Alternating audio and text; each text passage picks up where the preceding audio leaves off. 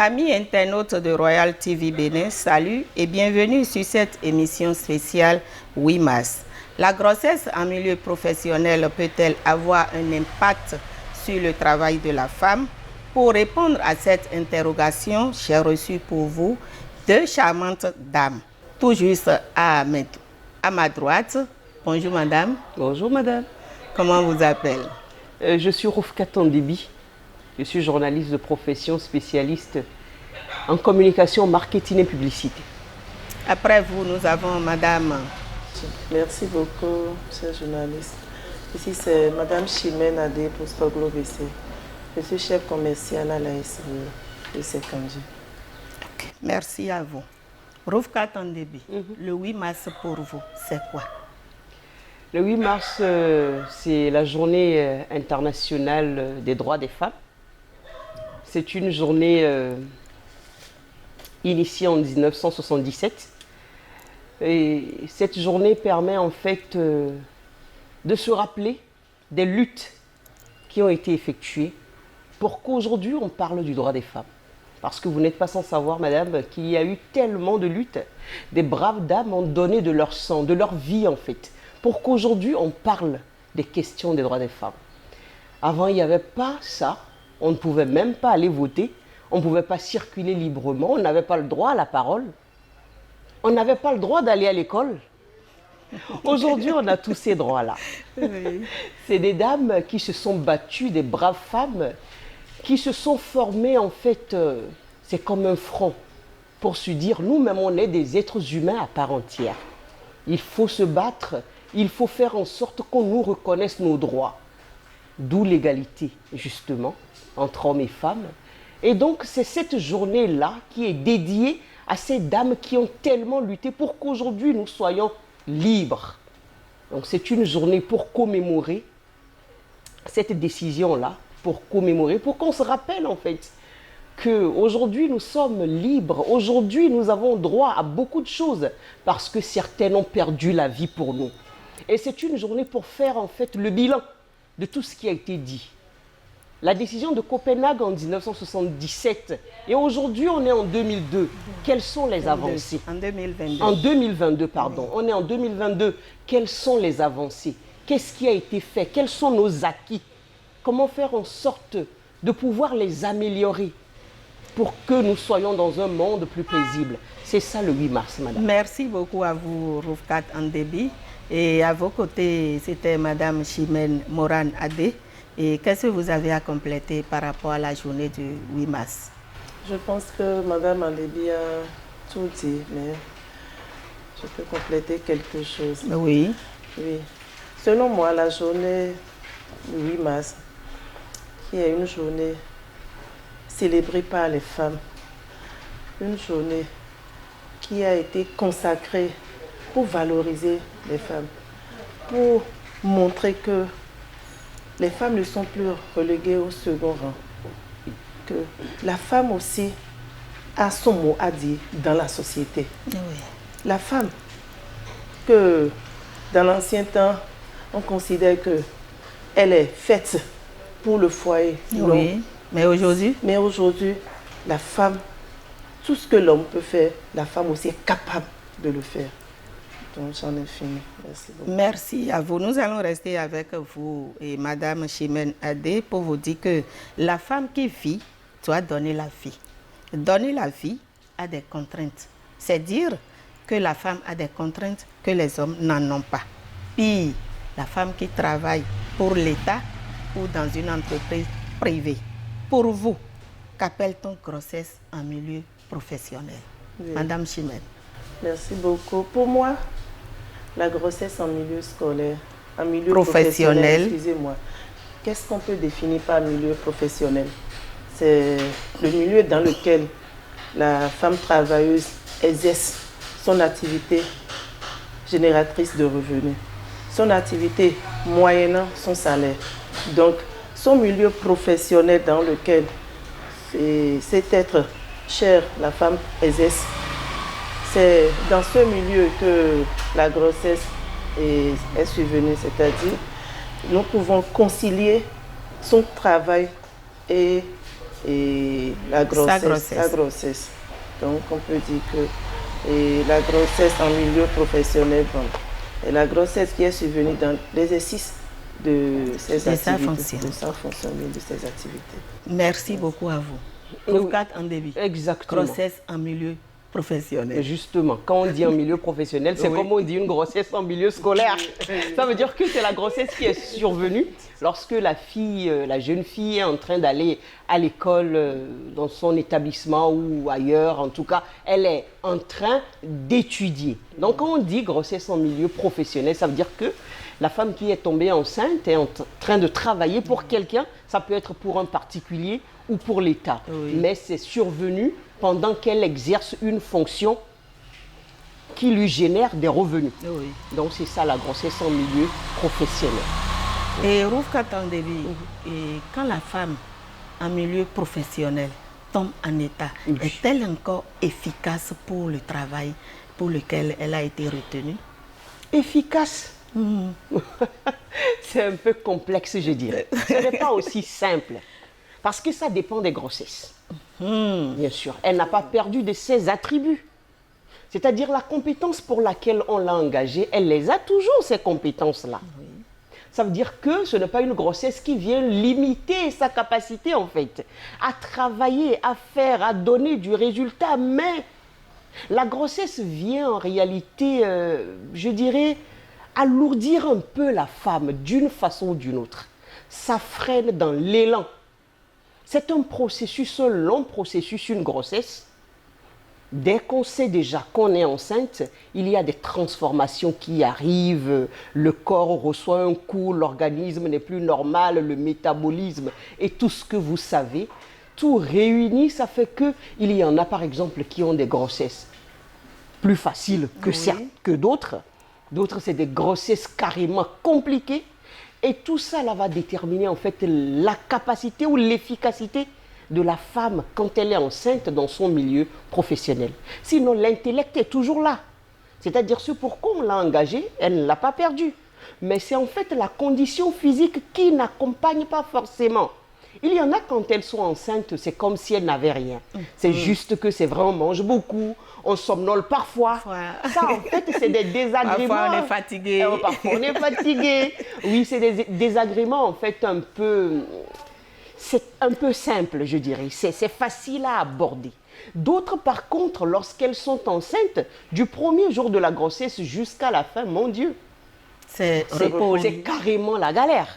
On vomit, on crache partout.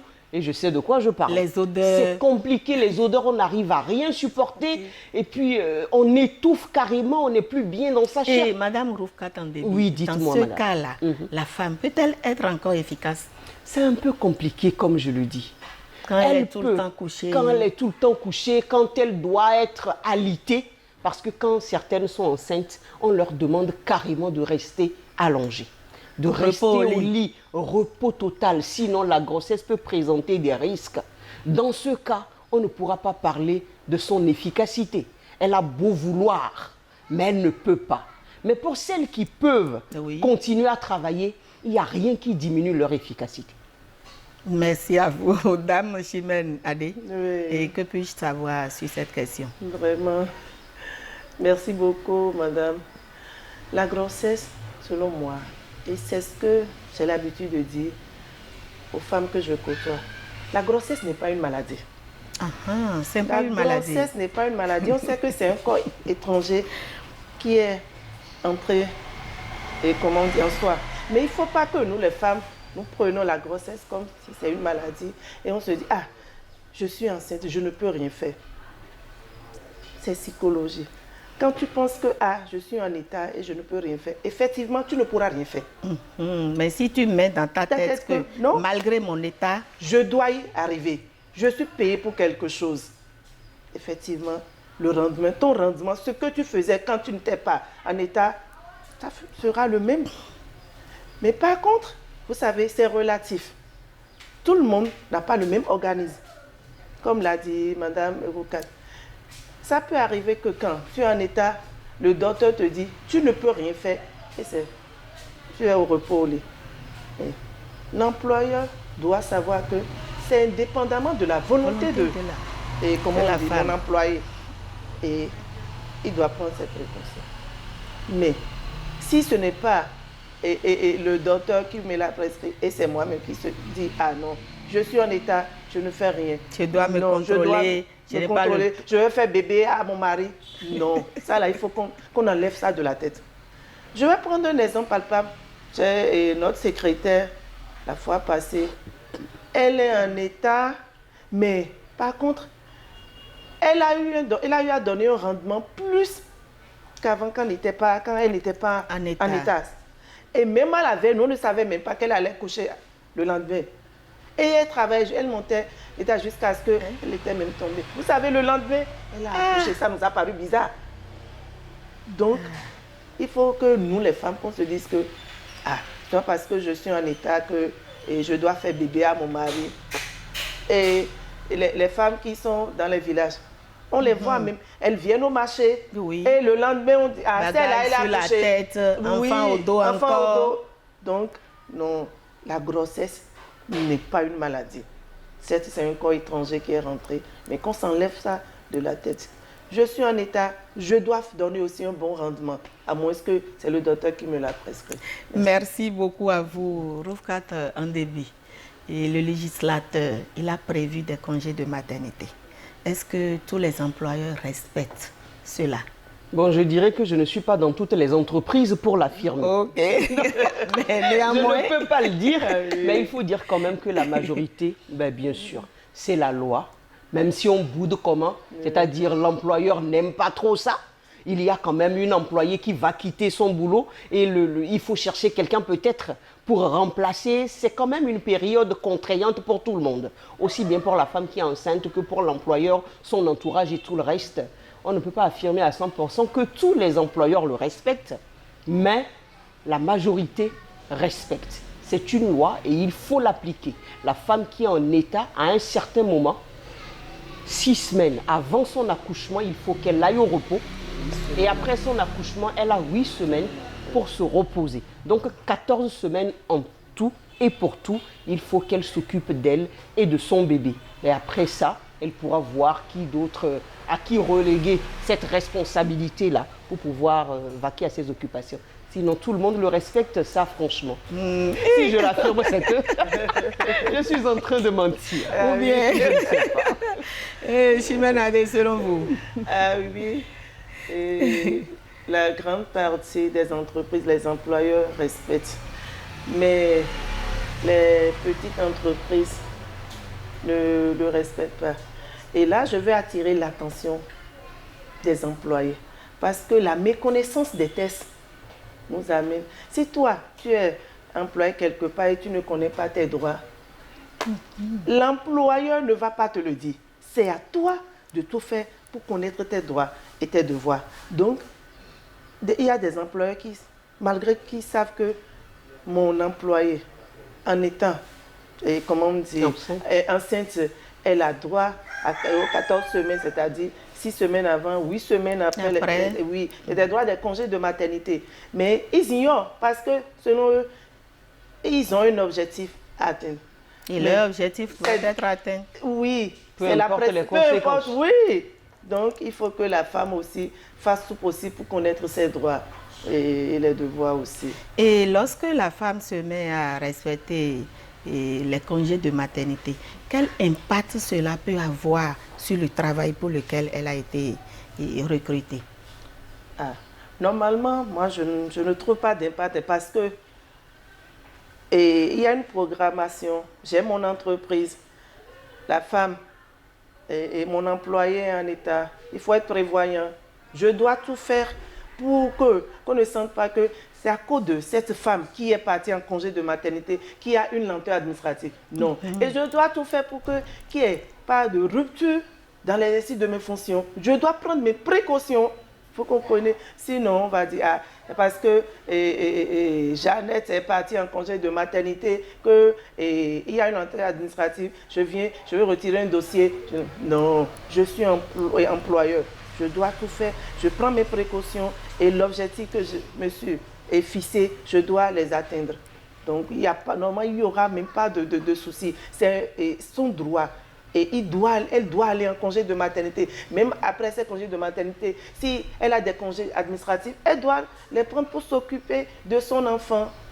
Et Roufkat Andeli, dans ce cas, c'est l'employé qui doit prendre les précautions pour qu'il n'y ait pas de manque, ou bien c'est l'employeur? Ça n'a rien à voir avec l'employé. L'employé travaille quelque part et il est l'heure où il est temps de prendre ses congés de maternité. Ce que la loi prévoit, c'est à l'employeur de prendre ses dispositions pour pouvoir combler le vide pour qu'on ne sente pas ce départ-là. Mais il faut remarquer que c'est vrai, normalement, on ne devrait pas sentir ça. Mais on le ressent, malheureusement. Oui, on le ressent. On le ressent, surtout dans les services étatiques. Ouh là là, on le ressent. On le ressent. Vous allez voir quelque part, vous irez dans un service de l'État et il y a telle personne qui n'est pas là ou une seule personne qui a acculé par tout le travail qui est là parce que X ou Y est parti en congé de maternité. Et puis ça ne dit rien quoi. Les usagers du service sont là à poireauter. On fait une longue file d'attente, on est là et on ne sait pas à quel sein se vouer, mais on est obligé de prendre peut-être un acte ou quelque chose ou un papier quelque part. On est obligé. Sans ça, on ne peut peut-être pas postuler à un concours. À un concours, pas postuler à un concours, je dirais une offre d'emploi, quelque chose du genre. On est obligé d'attendre que la seule personne là. Et vous allez même parfois entendre, ben, je n'ai pas le choix, je suis seule, je vais faire comment? Il y a telle personne, il y a Jeannette ou Jeanne qui est partie en congé de maternité. On ne prévoit pas de remplacement et on s'en fout des usagers. Malheureusement, c'est ce qu'on remarque. Alors que ça ne devrait pas être le cas. Ce qu'elle a dit, c'est vrai. C'est vrai dans le cas souvent des services privés où l'employeur sait que je n'ai pas le droit à l'erreur. Oui. Les gens doivent être satisfaits de ce que je leur offre. Mais quand il s'agit des services de l'État, ça franchement, ça laisse à désirer. Et c'est l'occasion d'attirer peut-être l'attention. Quelle proposition avez-vous à faire à l'État sur... Ben, il faut suivre. Les services étatiques ont des dirigeants. Il y a des responsables, il n'y a pas que des secrétaires ou je ne sais pas quoi. Il y a forcément un haut responsable à la tête d'un service étatique. C'est le suivi des employés. Il faut suivre le gestionnaire des ressources humaines. Il y a Marguerite qui est tombée enceinte, elle est partie. Il faudrait bien que le gestionnaire des ressources humaines sache que là, c'est un poste. Il faut le combler. Est-ce que Hermine, qui occupe l'autre poste à côté, elle peut faire ça? Est-ce qu'elle a les capacités? Est-ce que ce n'est pas un boulot harassant, tracassant, qui va faire en sorte qu'elle ne puisse plus avoir la tête sur les épaules pour assumer? Dans ce cas, mais si elle est capable, alors qu'on la laisse faire. Mais si elle ne l'est pas, qu'on puisse suppléer en attendant le retour de celle qui est partie. Chimène a dit certainement que vous avez une proposition à faire à l'État. Oui, et Madame Roufkat, je pense qu'elle a dit la majorité de ce que je voulais dire. Mais je vais compléter quelque chose. Oui. Vous savez, ce droit de combler le vide en ressources humaines, c'est confié aux spécialistes des ressources humaines, c'est-à-dire, très souvent, c'est le chef personnel ou bien le DRH. On a une programmation. Je sais que, comment on dit, dans quelques mois ou bien, l'autre ira en congé de maternité parce qu'elle a déjà déposé, sa demande de congé de maternité. Je ne vais même pas attendre. Je dois voir, est-ce que dans ce service-là, il n'y a pas un effectif pléthorique? Si Fatima est de trop là-bas et Fatima a des compétences, je dois la redéployer pour combler le vide là. En attendant que Jeannette ne revienne. Et Fatima, qui a occupé ce poste-là, il faut être polyvalent. C'est un de plus. Elle a appris quelque chose. Ce n'est pas parce que je suis commercial que, en tant que guichetière, en tant que commercial, je ne peux pas occuper le poste de guichetière. Non, je dois l'apprendre. Et quand j'ai appris ça, c'est pour moi. Oui. C'est un de plus pour moi. Effectivement. Donc, ce rôle, c'est confié au gestionnaire des ressources humaines. On n'est pas gestionnaire des ressources humaines pour aller dormir sur ses lauriers. Il faut faire tout possible pour satisfaire, et comment on dit, sa clientèle. La clientèle, c'est les employés de la maison. Merci à vous, Dame Chimène Adé. On vous aura compris. Et Rufkat en début, que doit faire la femme en état de grossesse qui se trouve privée de ses droits? Il faut déjà connaître ses droits et ses devoirs, Oui. comme ce qu'elle avait dit tantôt. Et lorsqu'une femme connaît ses droits et ses devoirs, et elle sait que le congé de maternité, en fait, est un congé prescrit par la loi, et qu'elle se voit privée de ce congé-là, Oui. il faut saisir. Déjà, il faut adresser une lettre et demander à ce qu'on t'accorde ton congé. C'est de ton droit. Lorsque toi, tu travailles. Oui, tu adresses, tu demandes, on ne te l'accorde pas. Ah ben, il faut aller à l'étape suivante. Parce qu'il y a des responsables, il y a des gens de la loi. Des délégués de personnel, il faut aller. Si le service a un délégué, parce qu'il y a des services qui se refusent des délégués justement à cause de ces genres de situations-là. Parce qu'on ne veut pas, l'employeur ne veut pas que le délégué ou les délégués de personnel l'accablent de leurs doléances.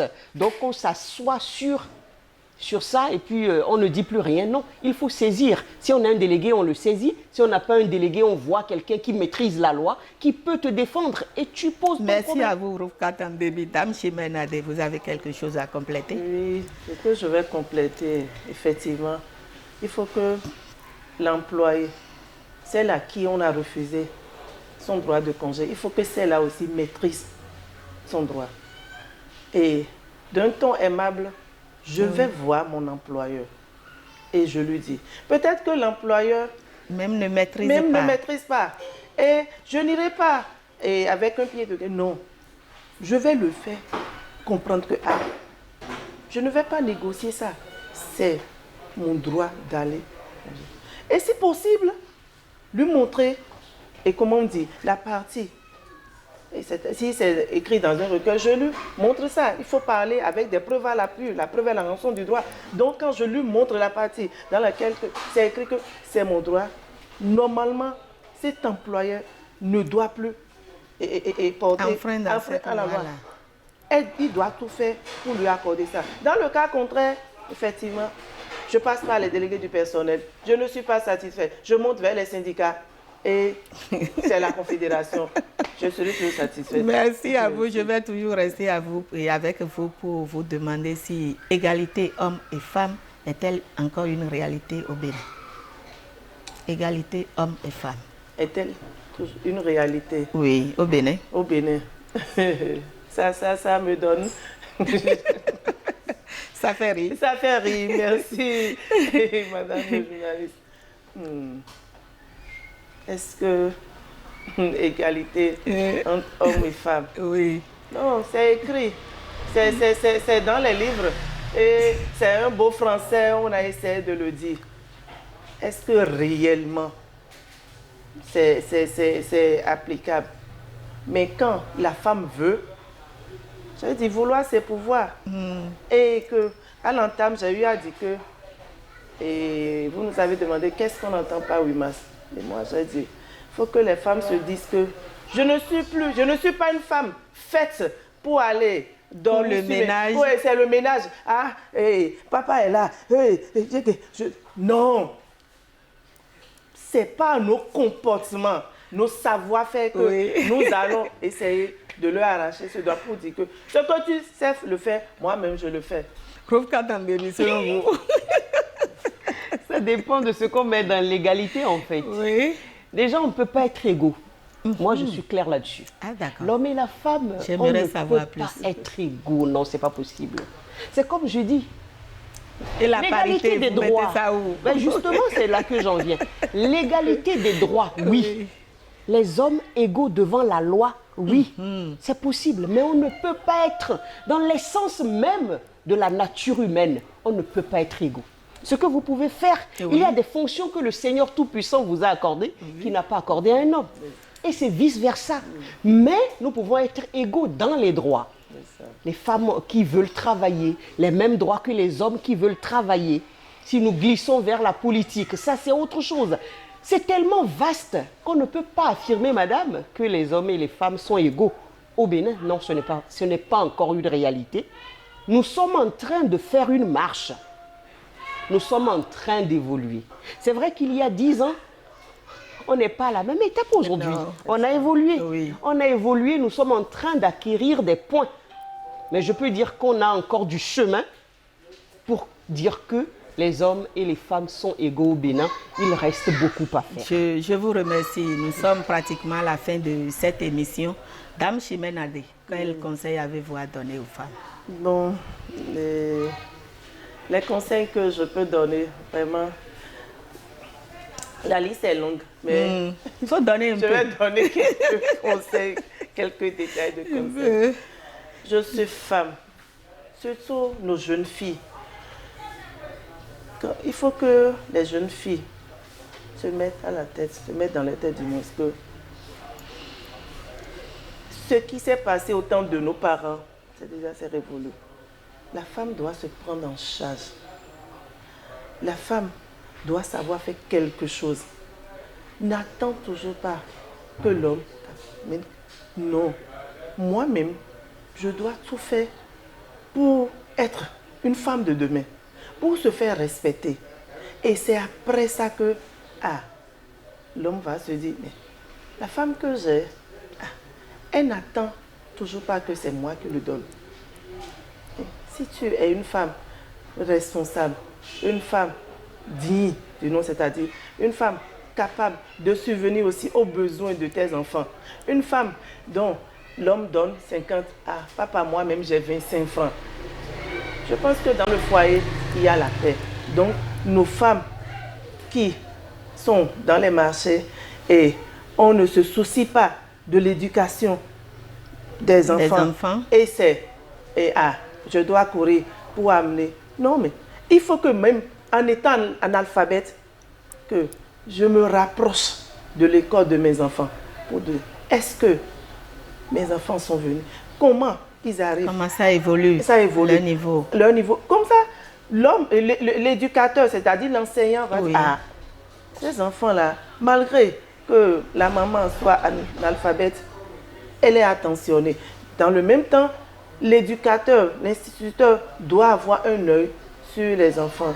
Donc, je vous remercie, Dame Chimène Adé, parce que la télé, c'est une question de temps. Roufkat Andebi. Bon, je dirais, madame, pour ne pas être trop longue, que nous avons du potentiel.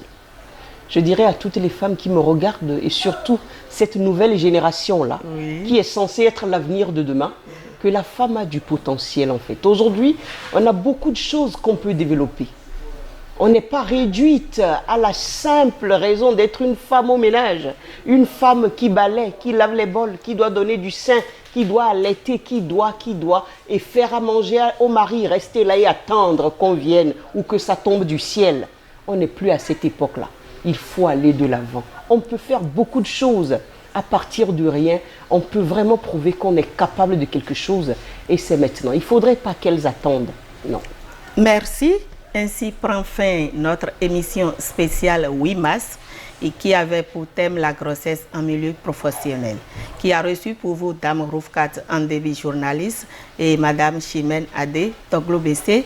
Elle est cadre à la SBE, présidente de l'ONG Épanouissement de la petite enfance et des femmes travailleuses affiliées à la CSA Bénin. À la prochaine. Bye bye.